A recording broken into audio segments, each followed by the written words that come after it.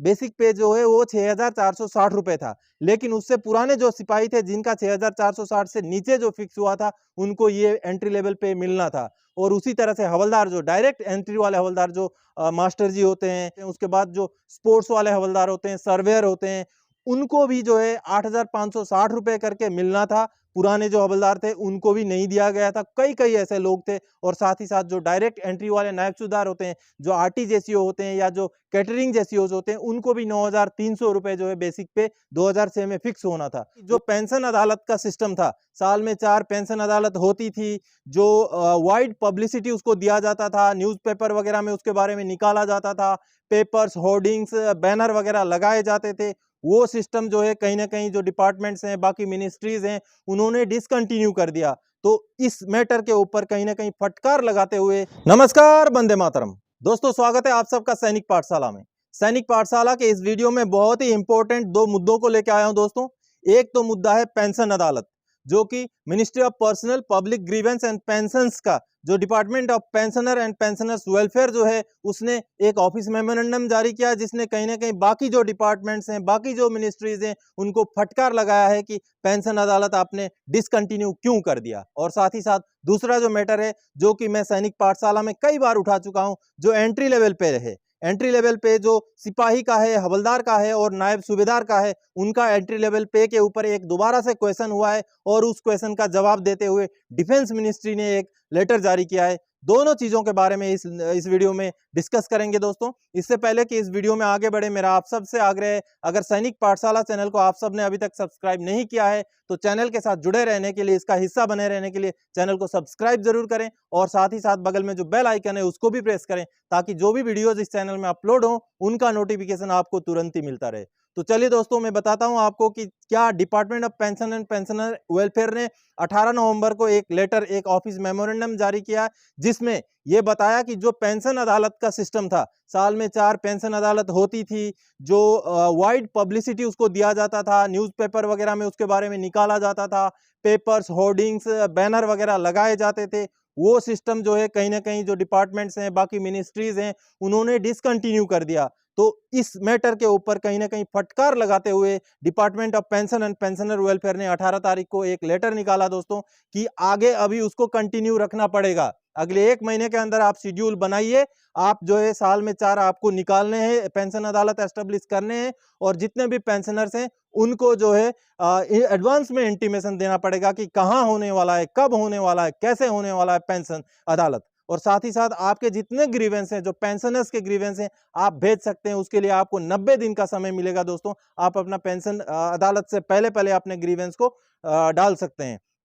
तो कहीं ना कहीं ये एक अच्छी खबर है। हालांकि डिफेंस पेंशनर जो है स्पर्श के जरिए भी अपना ग्रीवेंस डाल सकते हैं, और साथ ही साथ सीपी ग्राम्स एक ऐसा प्लेटफॉर्म है जहां पर हम बहुत सारे जो है ग्रीवेंस अपने जो शिकायतें हैं वो दर्ज करा सकते हैं। लेकिन ये पेंशन अदालत एक अलग ही सिस्टम चला था, जो जो कहीं ना कहीं आज के डेट में एक डिसकंटिन्यू टाइप से दिख रहा है। तो उसके ऊपर फिर से उसको कंटिन्यू करने के लिए department of pension and pensioner welfare ने जारी कर दिया है अपना आदेश दोस्तों, जो कि आगे आने वाले दिनों में हमें दिखेगा कि जितने भी बाकी डिपार्टमेंट हैं, जितने भी मिनिस्ट्रीज हैं, वो भी शायद कहीं ना कहीं अभी फिर से पेंशन अदालत का जो है एस्टैब्लिश किया करेंगे। तो दोस्तों, दूसरा जो खबर है, जो मैं आप सबको पहले भी बताता था, अपना सैनिक पाठशाला चैनल में मैंने पहले भी कई बार इस मुद्दे को उठाया। एंट्री लेवल पे जो सिपाही का, मैं स्पेशली सिपाही का एंट्री लेवल पे उठाता था, और बीच में मैंने हवलदार और नायब सूबेदार के बारे में भी बताया था दोस्तों। जो भी सिपाही है 2006 में भर्ती हुआ था, उसका अगर उसका जो पेमेंट जो है, बेसिक पे जो है वो 6,460 रुपए था, लेकिन उससे पुराने जो सिपाही थे जिनका 6,460 से नीचे जो फिक्स हुआ था, उनको ये एंट्री लेवल पे मिलना था। और उसी तरह से हवलदार, जो डायरेक्ट एंट्री वाले हवलदार, जो मास्टर जी होते हैं, या तो फिर जो एजुकेशन इंस्ट्रक्टर, जो जैसे मैंने मास्टर जी होते हैं, उसके बाद जो स्पोर्ट्स वाले हवलदार होते हैं, सर्वेयर होते हैं, उनको भी जो है 8,560 रुपए करके मिलना था। पुराने जो हवलदार थे उनको भी नहीं दिया गया था। कई ऐसे लोग थे। और साथ ही साथ जो डायरेक्ट एंट्री वाले नायब सूबेदार होते हैं, जो आरटीजेसीओ होते हैं, या जो कैटरिंग जेसीओज होते हैं, उनको भी 9,300 रुपए जो है बेसिक पे 2006 में फिक्स होना था। वो उससे पहले के भर्ती थे, लेकिन 2006 के डेट में वो उसी रैंक में थे, और उनको जो है उतना में फिक्स होना था, लेकिन उनको उससे कम अमाउंट में फिक्स हुआ था। सिपाही को 6,460 रुपए, हवलदार को 8,560 रुपए, और नायब सूबेदार को 9,300 रुपए से कम में जिनका भी फिक्स हुआ था, था, उनका जो है एंट्री लेवल पे का जो है एरियर मिलना था।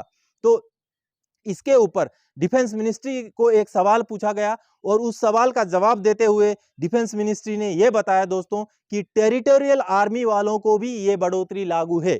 टेरिटोरियल आर्मी में जो आरटीजेसीओज हैं और साथ ही साथ जो जीडीजेसीओज हैं, जो कि एनसीसी सर्टिफिकेट के साथ डायरेक्ट नायब सूबेदार में भर्ती होते हैं।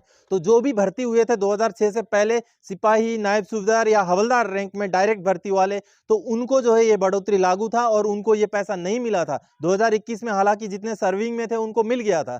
तो आज जो ये लेटर जारी किया है, ये डिफेंस मिनिस्ट्री ने ये क्लैरिफिकेशन दिया है दोस्तों, ये जो बढ़ोतरी है ये टेरिटोरियल आर्मी वालों को भी लागू है। तो कहीं ना कहीं ये एक अच्छी खबर है, बड़ी खबर है। और आप में से भी अगर किसी पेंशनर को ये वाला बढ़ोतरी नहीं मिला है तो आपको जो है अपना केस टेकअप करना चाहिए। मैं लेटर्स जो है डिस्क्रिप्शन बॉक्स में मैं लिंक डाल दूंगा। ये जितने भी लेटर्स हैं गवर्नमेंट ऑफ इंडिया के, जितने भी मिनिस्ट्री ऑफ डिफेंस के लेटर्स हैं, पीसीडीए के लेटर्स हैं, सारे लेटर्स का लिंक मैं डिस्क्रिप्शन बॉक्स में डाल दूंगा। वहां क्लिक करेंगे, सारे लेटर्स आपको डाउनलोड हो जाएंगे। तो उन लेटर्स को लगा के अगर आपको ये बढ़ोतरी नहीं मिला तो आपको जो है ये बढ़ोतरी लागू है, आप अपना केस टेकअप कर सकते हैं दोस्तों। तो दोस्तों ये कहीं ना कहीं अच्छी और बड़ी खबरें थी, जो कि एक पेंशन अदालत से रिलेटेड था और एक एंट्री पे लेवल से रिलेटेड था। तो इन्हीं दो खबरों को लेकर के इस वीडियो में आया था। आगे और कोई जानकारीदायक आपसे सरोकार रखने वाला विषय लेके मैं फिर से हाजिर हो जाऊंगा। तब तक के लिए जय हिंद दोस्तों। दोस्तों ये वही डिफेंस मिनिस्ट्री का लेटर है जिसके बारे में बोल रहा था। देखिए office memorandum entry pay of direct recruits in defence service appointed on और after 1 January 2006 and pay fixation in the case of persons other than such direct recruits.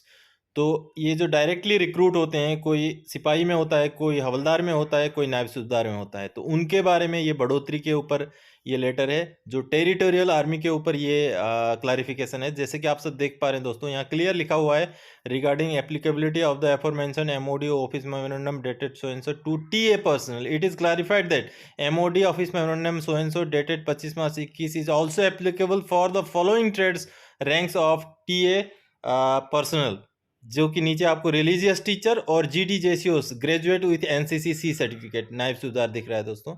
ये देखिए लेटर जो है T Johnson group captain director पे and services द्वारा sign किया गया है। तो ये एक ऑथेंटिक लेटर है। अभी मैं आपको दूसरा ये देखिए मिनिस्ट्री ऑफ पेंशन वाला जो लेटर है, ऊपर देख पा रहे हैं आप, कार्मिक लोक शिकायत तथा पेंशन मंत्रालय, पेंशन और पेंशन भोगी कल्याण विभाग। देखिए दोस्तों इसी लेटर में, ये 18 नवंबर का लेटर, इसी में कहीं ना कहीं बाकी डिपार्टमेंट्स को एक निर्देश, एक बिल्कुल फटकार लगाते हुए एक गाइडलाइन जारी कर दिया गया कि जो पेंशन अदालत था उसको अभी कंटिन्यू करना पड़ेगा।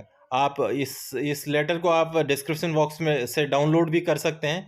वहाँ से डाउनलोड करके इस लेटर के डिटेल्स को पढ़िए। इसमें पुराना लेटर 2011 का लेटर का भी कॉपी लगा हुआ है नीचे, जिसमें पेंशन अदालत कैसे एस्टेब्लिश होगा, उसमें क्या क्या फैसिलिटीज़ होंगे, कौन कौन उसमें जिम्मेवारी किसकी किसकी होगी, सब कुछ उस पुराने लेटर में है, जो कि इसी लेटर के नीचे इनक्लोजर लगा हुआ है।